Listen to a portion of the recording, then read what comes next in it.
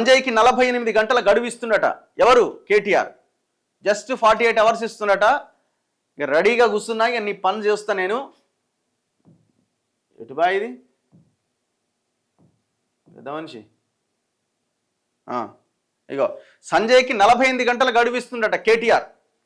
నువ్వు గనక 48 గంటల్లో క్షమాపణ చెప్పకపోతే బండి సంజయ్ ఫోన్ ట్యాపింగ్ పైన వ్యాఖ్యలు వెనక్కి తీసుకో, క్షమాపణ చెప్పకపోతే కోర్టుకి ఈడుస్తాడట.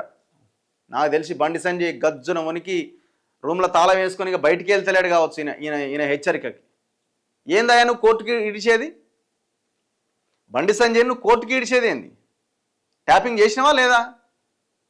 అరే గిన్ని ఆధారాలు, ఇంత పెద్ద ఇన్వెస్టిగేషన్ నడుస్తుంటే ఇంకా నువ్వు ట్యాపింగే చేయలేదు, పైసలే మింగలేదు, ఈ డ్రామాలంతా ఎందుకు? ఇంకా నువ్వు సైలెంట్గానే కూర్చో. సైలెంట్ కూర్చుంటేనన్నా ఎక్కడ పోయిండో లేరని ఆయన అని వదిలేస్తారు జనం.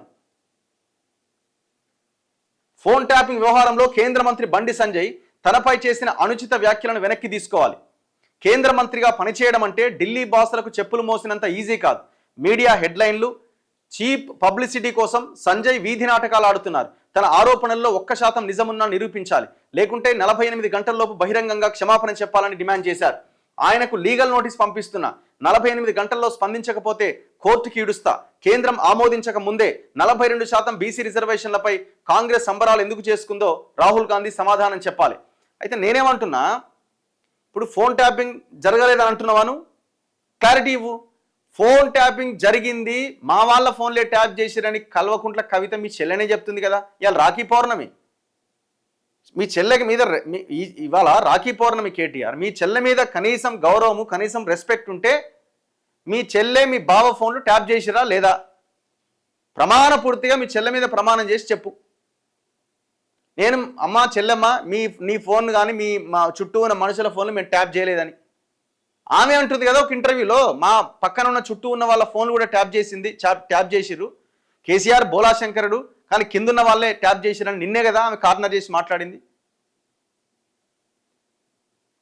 ప్రతిరోజు అపోజిషన్ లీడర్ల కంటే ఎక్కువగా మీ చెల్లెనే నిన్ను కార్నర్ చేస్తుంది కదా.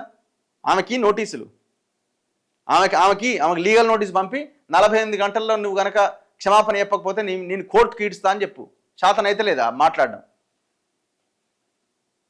ఫోన్ ట్యాపింగ్ జరిగిందని కేసీఆర్ కూతురు కేటీఆర్ చెల్లె కవితనే మాట్లాడింది.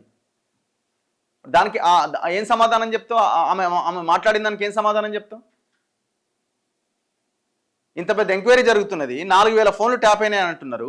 వాళ్ళు అక్కడికి వెళ్తే సిట్ అధికారులు మొత్తం రికార్డ్స్ ముందు పెట్టి వాళ్ళు ఎవరితో మాట్లాడిరో ఆడియోలు వినిపించి, ఆడియో మీదేనా, ఈయనతో మాట్లాడింది నిజమేనా అని ఎవిడెన్స్ ముందు పెట్టి ప్రశ్నిస్తూ ఉంటే ఫోన్లు అంటే ట్యాపే కాలేదట.